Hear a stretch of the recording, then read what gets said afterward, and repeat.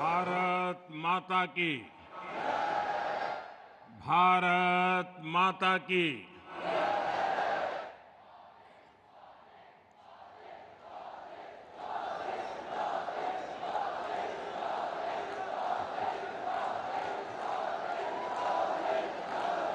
गुजरात के राज्यपाल आचार्य देवव्रत जी,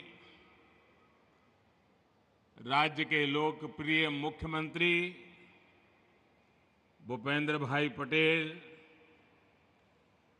केंद्रीय मंत्रिमंडल के मेरे सहयोगी सीआर पाटिल, देश के अलग अलग भागों से इस कार्यक्रम में जुड़े हुए सभी राज्यपाल महोदय, उप मुख्यमंत्रीगण, सांसदगण, विधायकगण, अन्य जनप्रतिनिधि और विशाल संख्या में यहां आए हुए मेरे प्यारे भाइयों और बहनों, केम छो बधा? एकदम मजाમાં? વાહ!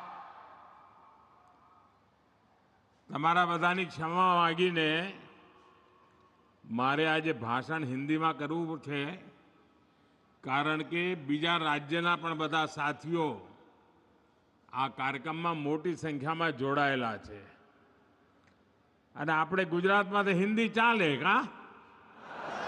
ચાલે ને? आज देश में गणेश उत्सव चारों तरफ उत्सव की धूम है। घरों में भी गणपति विराजित है। आज मिलाद उन नबी भी है। देश के अलग अलग हिस्सों में कई त्योहार और पर्व मनाए जा रहे हैं। उत्सव के इस समय में भारत के विकास का उत्सव भी निरंतर जारी है। अभी यहां से करीब 8,500 करोड़ रुपए के प्रोजेक्ट का शिलान्यास और लोकार्पण हुआ है।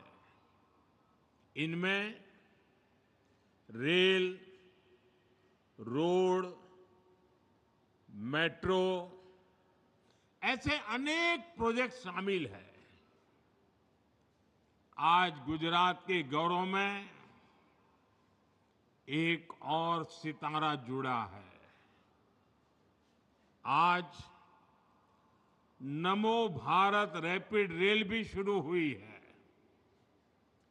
ये भारत की अर्बन कनेक्टिविटी के लिए एक और मील का पत्थर सिद्ध होने वाली है। आज गुजरात के हजारों परिवार अपने नए घर में प्रवेश भी कर रहे हैं। आज हजारों परिवारों को उनके पक्के घर की पहली किस्त भी जारी हुई है। मेरी कामना है नवरात्रि, दशहरा, दुर्गा पूजा, धनतेरस, दिवाली, अब ये सारे त्योहार इतने ही उमंग के साथ आप नए घर में मनाएंगे। आप सभी का गृह प्रवेश शुभ हो आपके सपनों को नई उड़ान देने वाला हो। मैं विशेष रूप से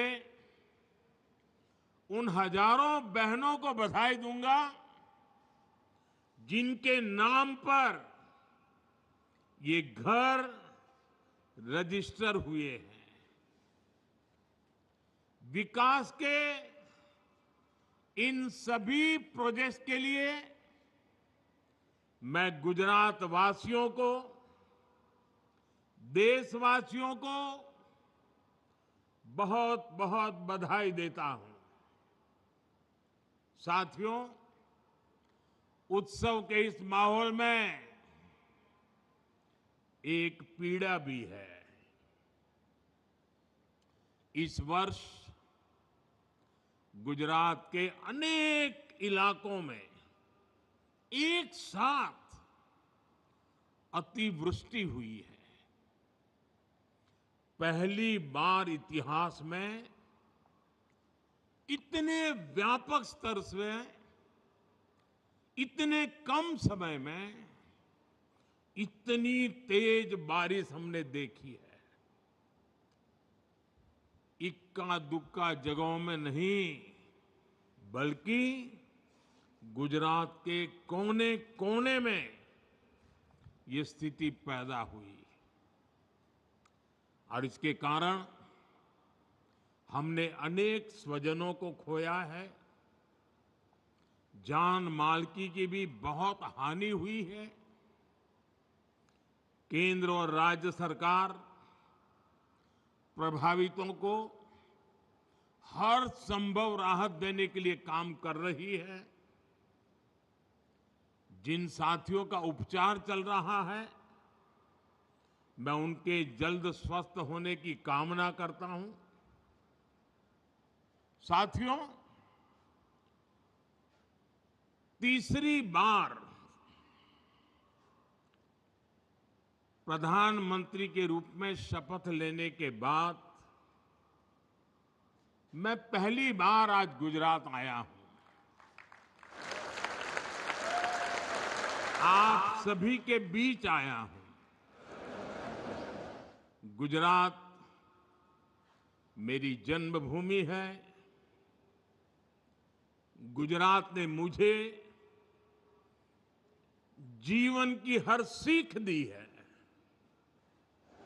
आप लोगों ने हमेशा मुझ पर अपना प्यार लुटाया है। और बेटा जब अपने घर आता है, घर आकर जब अपनों से आशीर्वाद लेता है, तो उसे नई ऊर्जा मिलती है। उसका उत्साह, उसका जोश और बढ़ जाता है। और इतनी बड़ी तादाद में आप आशीर्वाद देने आए, ये मेरा बहुत बड़ा सौभाग्य है। साथियों, मुझे गुजरात के आप सभी लोगों की अपेक्षा का भी एहसास है। बार बार मुझे अलग अलग कॉर्नर से मैसेज भी आया करते थे। आप चाहते थे कि तीसरी बार शपथ लेने के बाद मैं जल्द से जल्द आपके बीच आऊं। और बहुत स्वाभाविक था। 60 साल के बाद देश की जनता ने एक नया इतिहास रचा है। एक सरकार को लगातार तीसरी बार देश की सेवा करने का अवसर दिया है। ये भारत के लोकतंत्र की बहुत बड़ी घटना है।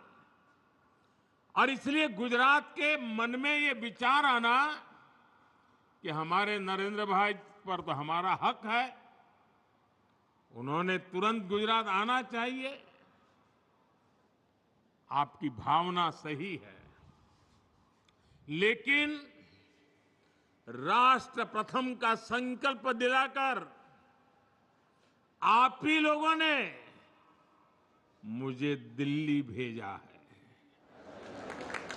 मैंने लोकसभा चुनाव के दरमियान आप लोगों को, देशवासियों को एक गारंटी दी थी। मैंने कहा था कि तीसरे टर्म के पहले 100 दिन देश के लिए अभूतपूर्व फैसले लिए जाएंगे। बीते 100 दिनों में मैंने दिन नहीं देखा, रात नहीं देखा। 100 दिन के एजेंडे को पूरा करने के लिए पूरी ताकत झोंक दी। देश हो या विदेश, जहां भी जो भी प्रयास करने थे वो किए। कोई कोर कसर बाकी नहीं छोड़ी। और आपने देखा होगा पिछले 100 दिन में न जाने कैसी कैसी बातें होने लगी। इस दौरान मेरा मजाक उड़ाने लगे।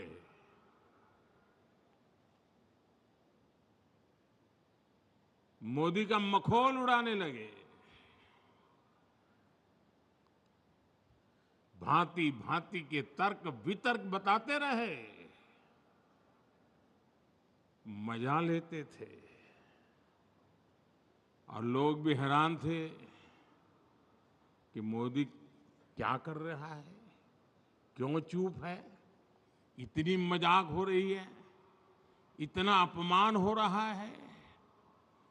लेकिन मेरे गुजरात के भाइयों बहनों, ये सरदार पटेल की भूमि से पैदा हुआ बेटा है।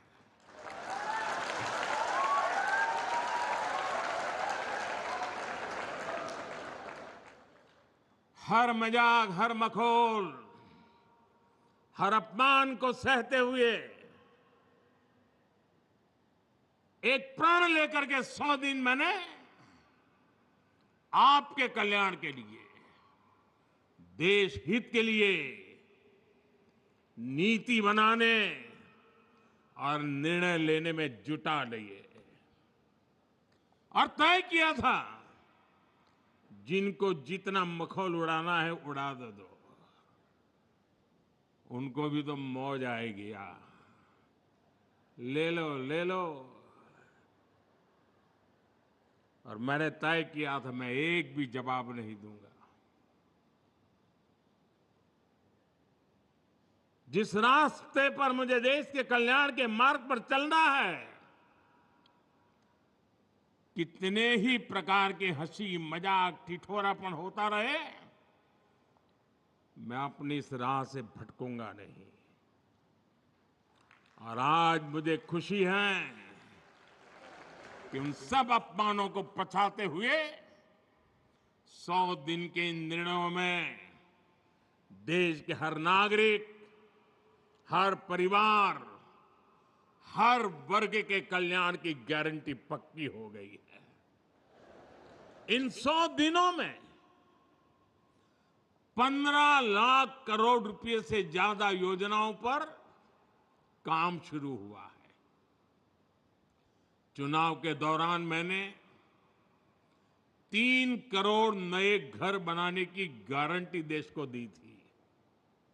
इस गारंटी पर तेजी से काम हो रहा है।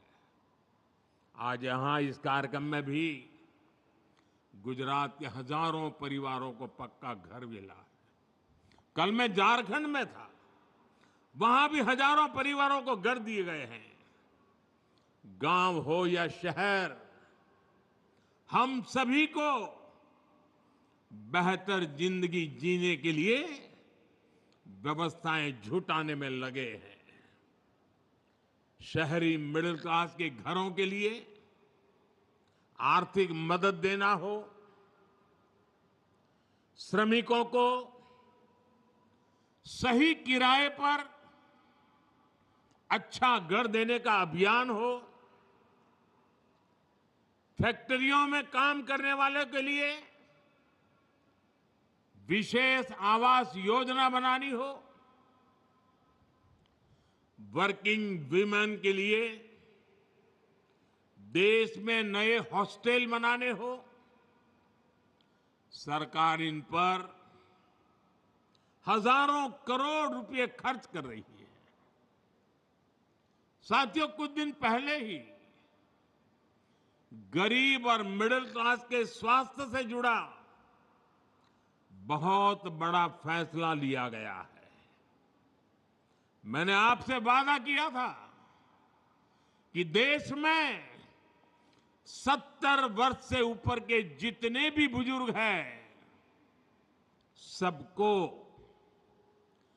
5 लाख रुपए का मुफ्त इलाज मिलेगा। ये गारंटी भी पूरी हो गई है। अब मिडिल क्लास के बेटे बेटियों को अपने मां बाप के इलाज की चिंता नहीं करने पड़ेगी। अब आपका ये बेटा इसकी चिंता करेगा। साथियों, इन 100 दिनों में नौजवानों की नौकरी,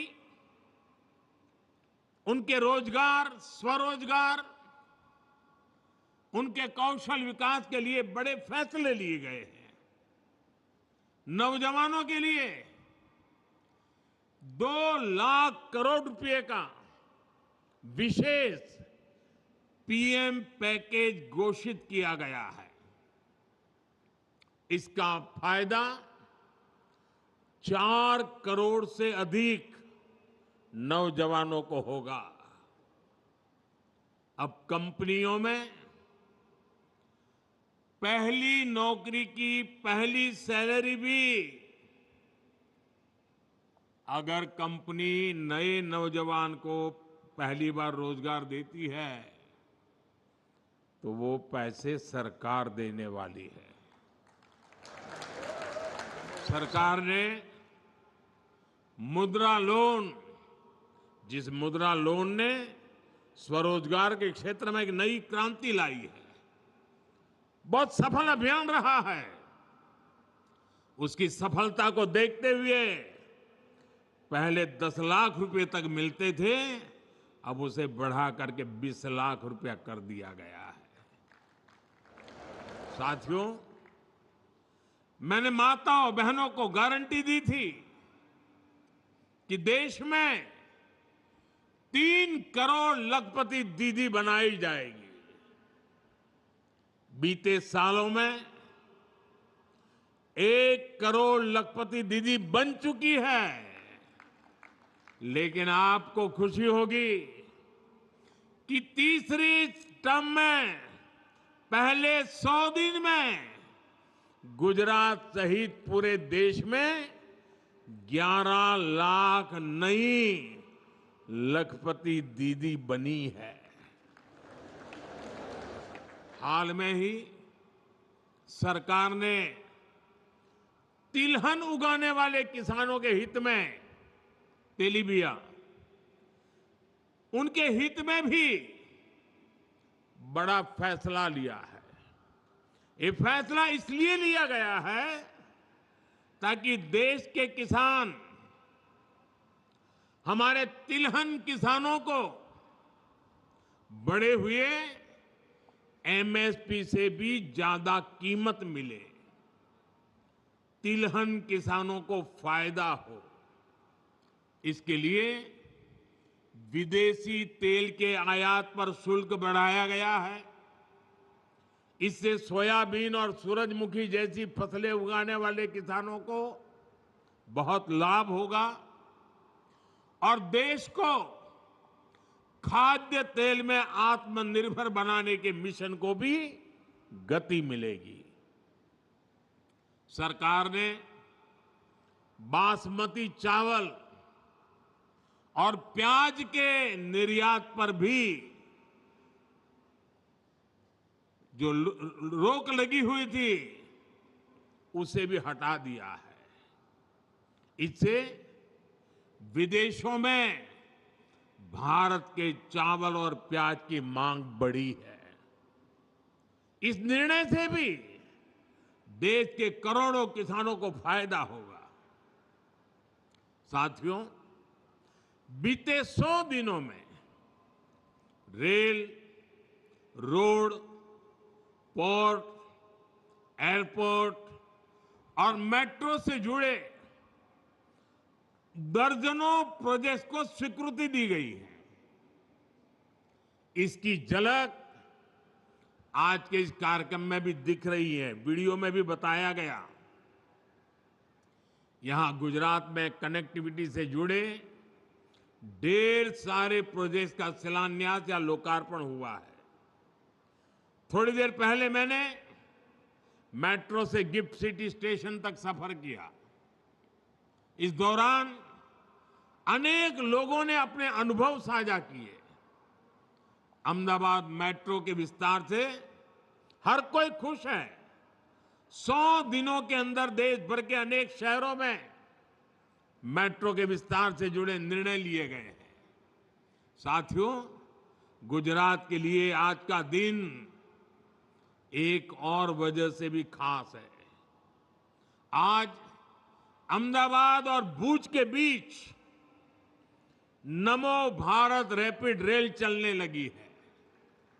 नमो भारत रैपिड रेल देश में एक शहर से दूसरे शहर रोज आने जाने वाले हमारे मिडिल क्लास परिवारों को बहुत सुविधा देने वाली है। इससे नौकरी, पेशा, व्यापार, कारोबार और पढ़ाई लिखाई से जो साथी जुड़े हुए हैं उनको बहुत लाभ मिलेगा। आने वाले समय में देश के अनेक शहरों को नमो भारत रैपिड रेल कनेक्ट करने वाली है। साथियों, वंदे भारत ट्रेनों के नेटवर्क को इन 100 दिनों में जिस तेजी से बढ़ाया गया है वो तो अभूतपूर्व है। इस दौरान देश में 15 से अधिक नए रूट्स पर नई वंदे भारत ट्रेनें शुरू हो चुकी हैं। इसका मतलब ये हुआ कि पिछले 15 सप्ताह में हर सप्ताह एक हिसाब से 15 सप्ताह में 15 नई मेट्रो ट्रेन। कल झारखंड से भी मैंने अनेक वंदे भारत ट्रेनों को हरी झंडी दिखाई। आज भी नागपुर सिकंदराबाद, कोल्हापुर पुणे, आगरा कैंट, बनारस, दुर्ग, विशाखापट्टनम, पुणे, हुबली वंदे भारत ट्रेन शुरू हुई है। वाराणसी और नई दिल्ली के बीच चलने वाली वंदे भारत तो अब 20 कोच की हो गई है। आज देश में 125 से ज्यादा वंदे भारत ट्रेनें हर रोज हजारों लोगों को बेहतर सफर का आनंद दे रही है। साथियों, गुजरात के हम लोग समय का मूल्य समझते हैं। भारत के लिए ये समय भारत का गोल्डन पीरियड है, भारत का अमृत काल है। अगले 25 साल में हम अपने देश को विकसित बनाना है और इसमें गुजरात की बहुत बड़ी भूमिका है। गुजरात आज मैन्युफैक्चरिंग का बहुत बड़ा हब बन रहा है। आज गुजरात भारत के सबसे वेल कनेक्टेड राज्यों में से एक है। वो दिन दूर नहीं जब गुजरात भारत को पहला made in India transport aircraft C-295 देगा। सेमीकंडक्टर मिशन में आज गुजरात जिस तरह लीड ले रहा है वो अभूतपूर्व है। आज गुजरात में एक से बढ़कर एक यूनिवर्सिटीज है। पेट्रोलियम हो, फॉरेंसिक हो, वेलनेस हो, हर आधुनिक विषय की पढ़ाई के लिए गुजरात में बेहतरीन मौके हैं। विदेशी यूनिवर्सिटीज भी यहां गुजरात में आकर अपने कैंपस खोल रही है। कल्चर से लेकर एग्रीकल्चर तक गुजरात की पूरी दुनिया में धूम मची हुई है। हम जिन फसलों के बारे में सोच भी नहीं सकते थे, वो फसलें और अनाज भी अब गुजरात विदेशों में एक्सपोर्ट कर रहा है। और ये सब किसने किया है? गुजरात में ये परिवर्तन कौन लाया है? साथियों, ये गुजरात के आप सभी परिश्रमी लोगों ने किया है।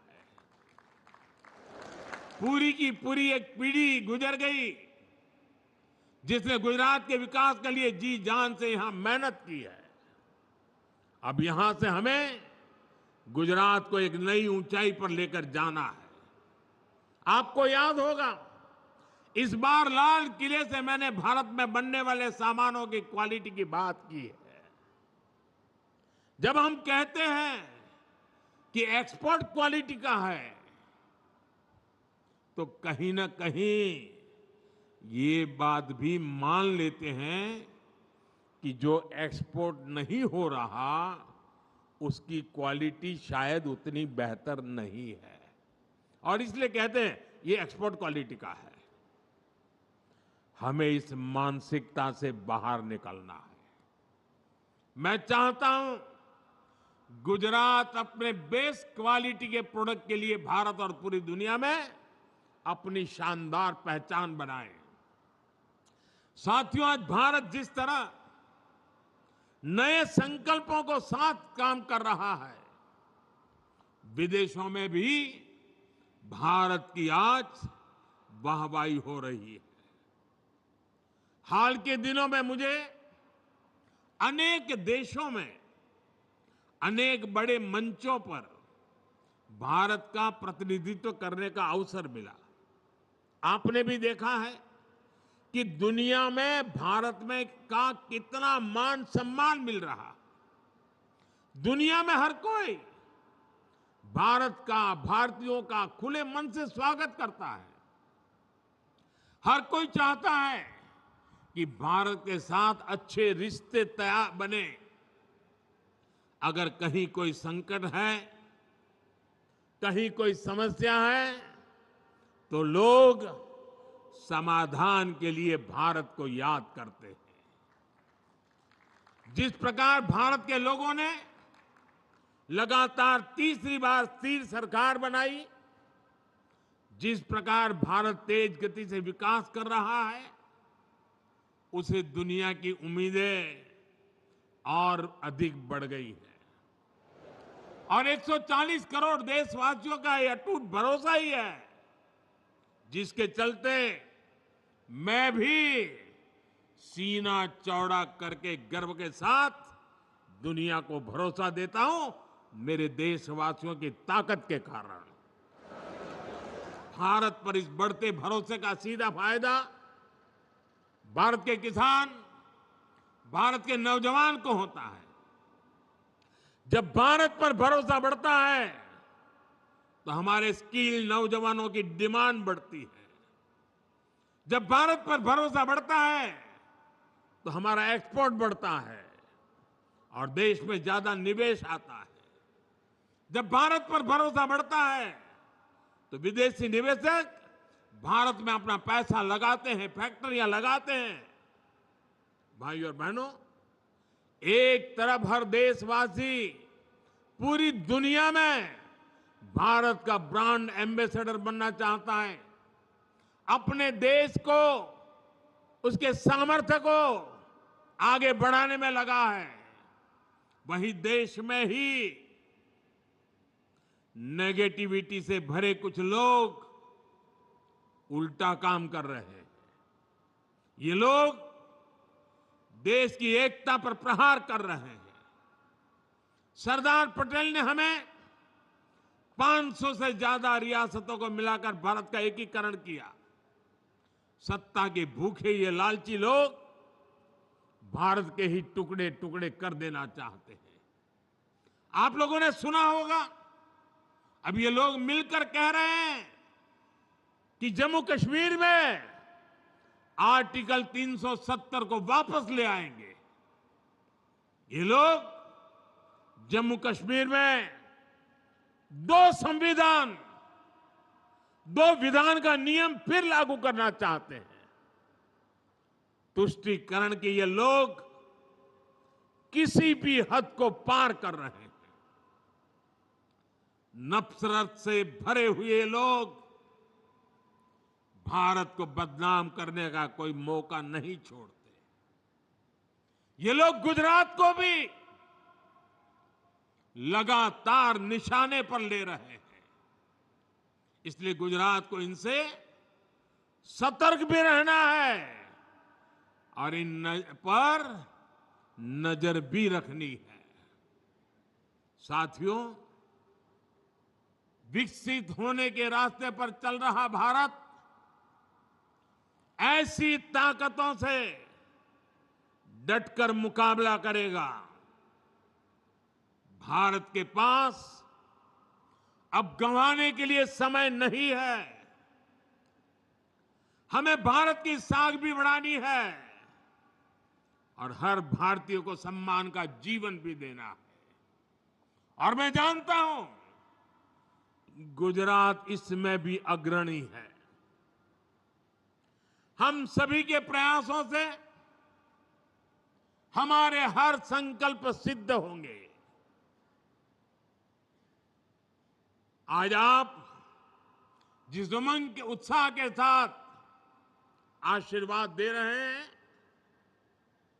मैं अब गुजरात से नई ऊर्जा लेकर के आगे बढ़ूंगा, नई चेतना को लेकर के जीऊंगा। आपके लिए, आपके सपनों के लिए अपना पल पल खपा दूंगा। साथियों,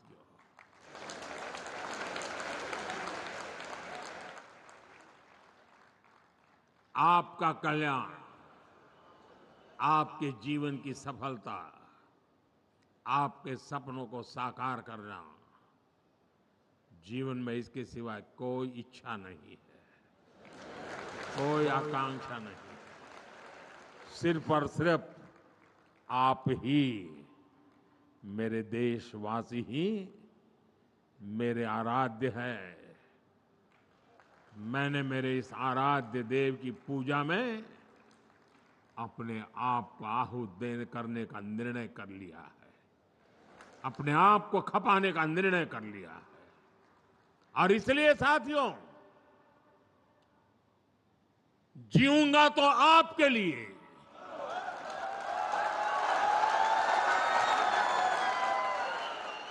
जूझता रहूंगा तो आपके लिए, जी जान से खपता रहूंगा तो आपके लिए। आप मुझे आशीर्वाद दें। करोड़ों करोड़ों देशवासियों के आशीर्वाद से, एक नए आत्मविश्वास के साथ, नए उमंग और नए हौसले के साथ मैं 140 करोड़ भारतवासियों के सपनों के लिए जी रहा हूं, जीता हूं, जीना चाहता हूं।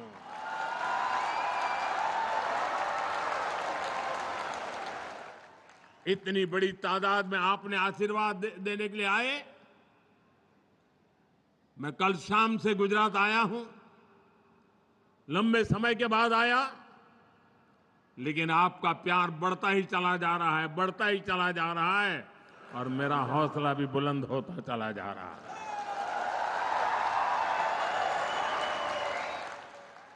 एक बार फिर आप सभी को नई सुविधाओं के लिए, नई योजनाओं के लिए, नए अवसरों के लिए बहुत बहुत बधाई देता हूं। मेरे साथ बोलिए भारत माता की। दोनों हाथ ऊपर करके पूरी ताकत से बोलिए भारत माता की, भारत माता की, भारत माता की। बहुत बहुत धन्यवाद।